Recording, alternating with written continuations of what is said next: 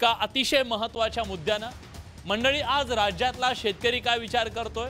तो विचार करतोय पाऊस कधी थांबेल। विद्यार्थ्यांना चिंता आहे की त्याच्या नोकऱ्या त्याला मिळतील की नाही। सामान्य माणूस विचार करतोय की त्याचं जगणं सुसह्य होईल की नाही। पण तुम्हाला माहिती आहे, या राज्यातला एक नेता आहे, त्याला प्रश्न पडलाय या राज्यात दंगली होतील की नाही, आणि त्यामुळे दंगल कधी भडकेल याची वाट पाहणारे हे आहेत शिवसेनेचे ठाकरे गटाचे नेते चंद्रकांत खैरे। त्यांनी वादग्रस्त वक्तव्य केलं। पुतळा कोसळल्याच्या नंतर महायुती सरकारच्या विरोधात दंगली का होत नाहीत हा सवाल त्यांनी विचारला, आणि त्यामुळे महाराष्ट्रामध्ये आज विरोधकांना दंगली हव्यात का हा मुद्दा चर्चेला आला।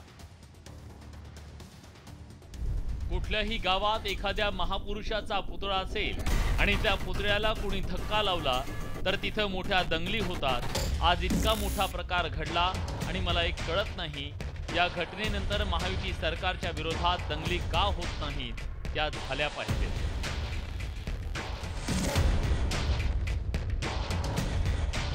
माजी खासदार चंद्रकांत खैरेंनी दंगलीबाबत खळबळजनक वक्तव्य केलं। मालवणमधल्या राजकोट किल्ल्यावरच्या छत्रपती शिवाजी महाराजांचा पुतळा कोसळल्यानं महाविकास आघाडीनं अतिशय आक्रमक भूमिका घेतली। रविवारी राज्यभरात जोडेमारो आंदोलन केलं। त्यात चंद्रकांत खैरेंनी थेट दंगलीचं समर्थन केलं। त्यामुळे विरोधकांना महाराष्ट्रात दंगली हव्या आहेत का असा प्रश्न निर्माण झालाय। दंगली कोणाला घडवायच्या आहेत तर स्पष्टपणे दिसून येतं, जी लोक सातत्यानं धर्माच्या नावावर विषारी वक्तव्य करतात त्यांना दंगली भडकवायची असतात।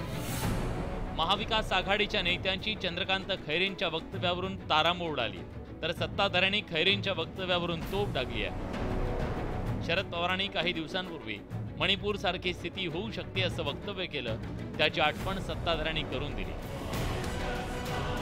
आता खैरेंच्या रूपानं विरोधकांच्या पोटातलं ओठांवर आल्याची घणाघाती टीका सत्ताधाऱ्यांनी केली। निवडणुकीवर लक्ष देऊन हे रचलेलं षडयंत्र आहे। यांना दंगल आणि राष्ट्रपुरुषांचं असं काहीतरी घडायला हवं होतं, याची वाट पाहत होती। वंचित बहुजन आघाडीचे अध्यक्ष प्रकाश आंबेडकरांनी जिंकण्यासाठी राज्याचा विकास नव्हे तर दंगल हा बेस बनलाय असं वक्तव्य केलंय। मी दिल्लीमध्ये होतो, सगळे पत्रकार बसले होते। ते म्हटले प्रकाश, म्हटलं दंगल आहे? ते म्हटले आमच्या इकडे रिपोर्ट आले दंगल आहे। ते मला म्हणत होते थांबवली पाहिजे। म्हटलं फोन करा शरद पवारांना, तुमचे मित्र आहेत म्हटलं। बदलापूर प्रकरणाने छत्रपती शिवाजी महाराजांचा पुतळा कोसळल्यानंतर राज्यभरात विरोधकांनी आंदोलनाचा पवित्रा घेतला। सत्ताधाऱ्यांनी आंदोलनाला आंदोलनानं उत्तर दिलं। मात्र चंद्रकांत खैरे यांनी केलेल्या वक्तव्यामुळे विरोधकांचा महाराष्ट्रात दंगली घडवून त्या दंगलींच्या माध्यमातून सरकारच्या विरोधात रोष निर्माण करून सत्ता मिळवायचा उद्देश आहे का अशी चर्चा राजकीय वर्तुळात सुरू झाली आहे। Bureau report, news 18 Lokmat. तर चंद्रकांत खैरे यांच्या या वक्तव्याच्या नंतर काही मूलभूत सवाल निर्माण झालेत। आपण जाणून घेणार आहोत हे सवाल काय, ज्याच्या आज आपल्याला चर्चा करायची आहे। बडे मुद्द्यामध्ये चंद्रकांत खैरेंना महाराष्ट्रात दंगल का हवी आहे, काय सत्ता मिळवण्यासाठी त्यांना हवी आहे, कशासाठी दंगल हवी आहे, हा मूलभूत प्रश्न आहे। आणि निवडणूक जिंकण्यासाठी ही दंगल विरोधकांना हवी आहे का हा सवाल या निमित्तानं उपस्थित केला जातोय। सरळ सरळ दंगलीचं समर्थन त्यांनी केलेलं आहे। खैरेंच्या वक्तव्यानं विरोधकांची इच्छा ओठावर आली आहे हा जो आरोप करण्यात येतोय त्या तथ्य आहे का, हाही सवाल आपण चर्चेला आणतोय। आज बडे मुद्द्यामध्ये आपण त्याची चर्चा करणार आहोत। प्रक्षोभक वक्तव्य करणाऱ्यांवर कारवाई होणार आहे का? केवळ विरोधक नाही, सत्ताधाऱ्यांमध्ये सुद्धा असे काही नेते आहेत जे सातत्यानं प्रक्षोभक वक्तव्य करतायत, आणि त्यांचा उद्देश काय, मतांची ही बेगमीज जुळवण्याची प्रयत्न आहे का, दंगलीच्या खतपाणी हा मतांच्या ध्रुवीकरणाचा डाव आखला जातोय का? विधानसभा निवडणुका तोंडावर आहेत आणि त्याआधी महाराष्ट्राला दंगलीच्या होरपळीत कुणाला न्यायचंय हा सवाल आहे। या सगळ्याबद्दल आपण चर्चा करणार आहोत। आपल्यासोबत मान्यवर पाहुणे असतील। या चर्चेमध्ये सहभागी होण्यासाठी आपल्यासोबत शिवसेनेचे प्रवक्ते संजय शिरसाट थोड्याच वेळात आपल्यासोबत जोडले जातील। आपल्यासोबत शिवसेना उभाठा गटाचे प्रवक्ते जयेश वाणी सुद्धा आहेत।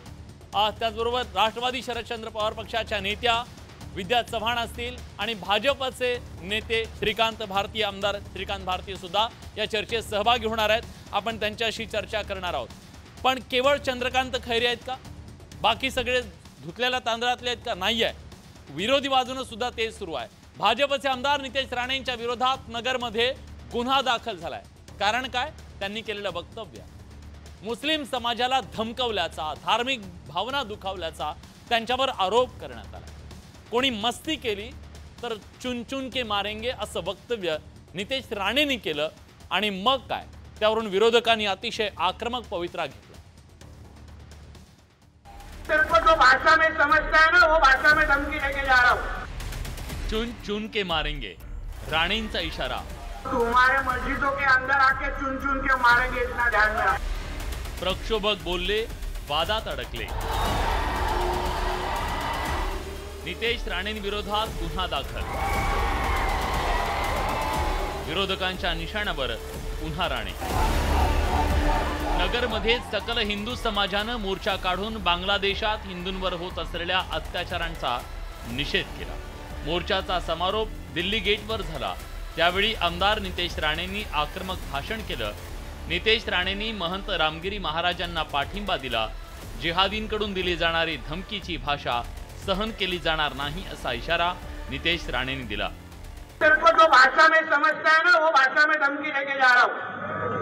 हमारे रामगिरी महाराज के खिलाफ अगर कुछ भी मस्ती तुम लोगों ने किससे भी की तो तुम्हारे मस्जिदों के अंदर आके चुन चुन के मारेंगे, इतना ध्यान में. नितेश राणेंनी केलेल्या वक्तव्यावरून नारायण राणेंनी त्यांचे कान टोचले.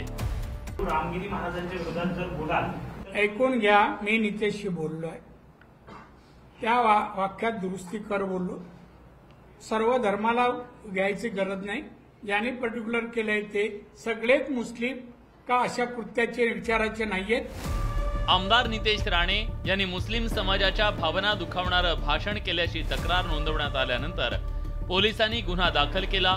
तर निवडणुकीच्या तोंडावर मतांची बेगमी करण्यासाठी नितेश राणे जाणीवपूर्वक प्रक्षोभक भाषा वापरत असल्याचा आरोप विरोधकांनी केला. सारखं सारखं धर्माच्या नावावर द्वेष पेरायचा आणि आपली राजकीय पोळी शेकायची, ह्याच्या पलीकडे राणे कुटुंबियांना काही येत नाही. जुने व्हिडिओ काढले तर RSS आणि भाजपवरचे असेच व्हिडिओ निघतील. निवडणुकीच्या तोंडावर सत्ताधारी आणि विरोधक यांच्याकडून जहाल भाषेचा वापर केला जातोय. त्यामुळे सर्व राजकीय पक्षांनी या प्रकरणी त्यांच्या नेत्यांना समज देण्याची गरज निर्माण झाली आहे. Bureau report, news 18 Lokmat.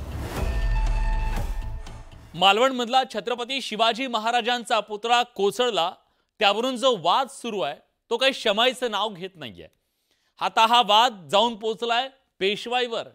पुतळा प्रकरणी मविया नेत्यांनी जोडे मारो आंदोलन केलं. त्यानंतर सरकारनं विरोधकांवर गुन्हे दाखल केले. त्यामुळे आता या वादाला आणखी धार आली आहे. या शेवटच्या पेशव्यांनी बाळाजी विश्वनाथाने पुण्यात मराठा साम्राज्य लयास नेलं छत्रपती शिवाजी महाराजांनी. शनिवार वाड्यावर ब्रिटिशांचा युनियन जॅक फडकवला. सगळ्यात आधी त्या पेशवाईचे उत्तराधिकारी देवेंद्र फडणवीस आहेत. राजकोट किल्ल्यावरील छत्रपती शिवाजी महाराजांचा पुतळा कोसळल्यानंतर राजकारण पेटलंय. महाविकास आघाडीच्या नेत्यांनी हा मुद्दा लावून धरलाय. सत्ताधाऱ्यांची राजकीय कोंडी करण्याचा प्रयत्न विरोधकांकडून केला जातोय. या पार्श्वभूमीवर विरोधकांनी सरकार विरोधात जोडे मारो आंदोलन केलं. त्यावरून नवा वाद पेटलाय. उपमुख्यमंत्री देवेंद्र फडणवीस विरोधकांच्या टार्गेटवर आलेत. खासदार संजय राऊतांनी फडणवीसांना शेवटच्या पेशव्याची उपमा देत खोचक टीका केली आहे. या शेवटच्या पेशव्यांनी बाळाजी विश्वनाथाने पुण्यात मराठा साम्राज्य लयास नेलं छत्रपती शिवाजी महाराजांचं. आणि सगळ्यात आधी पुण्याच्या शनिवार वाड्यावर ब्रिटिशांचा युनियन जॅक फडकवला. सगळ्यात आधी त्या पेशवाईचे उत्तराधिकारी देवेंद्र फडणवीस आहेत.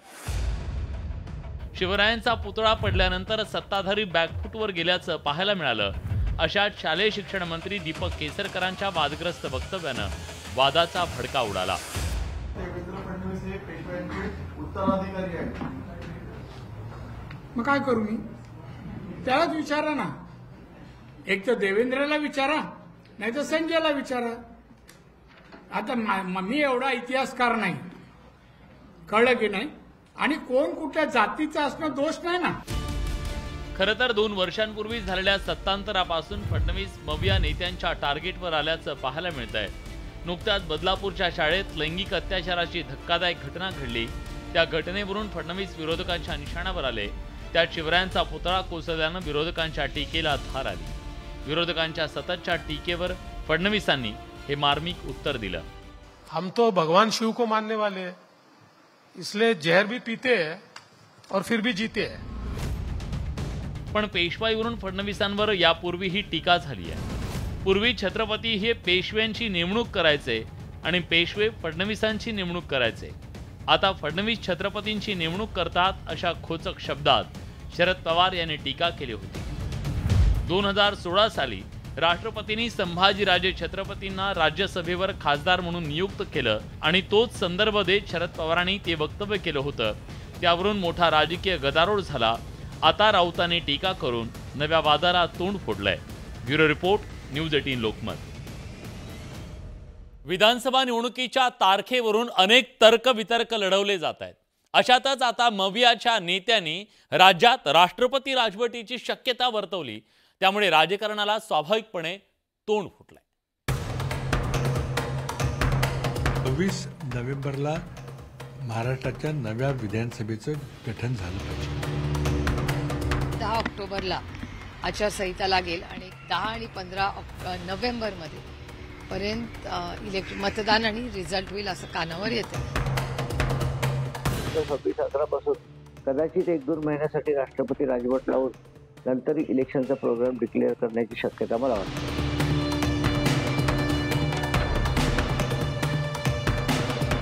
राज्यातील विधानसभा निवडणुका वेळेवर होणार की पुढे ढकलणार याविषयी राजकीय दावे प्रतिदाव्यांचा सिलसिला सुरू झालाय.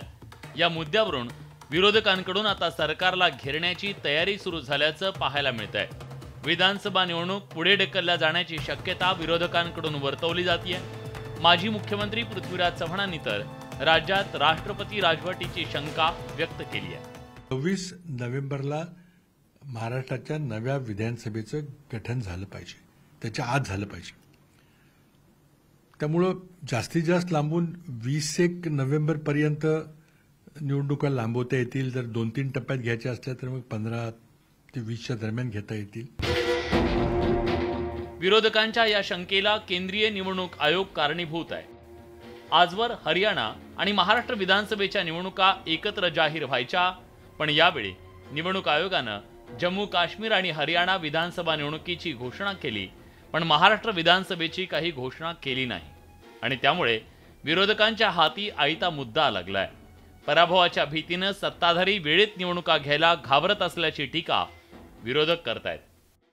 10 ऑक्टोबरला आचारसंहिता लागेल आणि 10 आणि 15 नोव्हेंबरमध्ये पर्यंत मतदान आणि रिझल्ट होईल असं कानावर येतं. त्यामुळे पुढच्या 8-10 दिवसामध्ये आम्हाला हे फायनल करायलाच लागेल.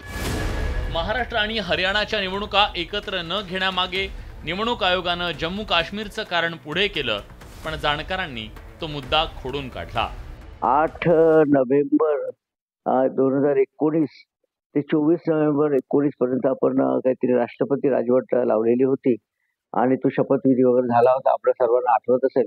त्याप्रमाणे मला वाटतं 26-17 पासून कदाचित 1-2 महिन्यासाठी राष्ट्रपती राजवट लावून नंतर इलेक्शनचा प्रोग्राम डिक्लेअर करण्याची शक्यता मला वाटते. राज्यात विधानसभेच्या निवडणुका वेळेत होणार असल्याचा दावा सत्ताधाऱ्यांकडून केला जातोय.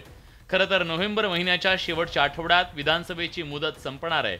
त्यामुळे त्यापूर्वी राज्यात निवडणुका होणं अपेक्षित आहे.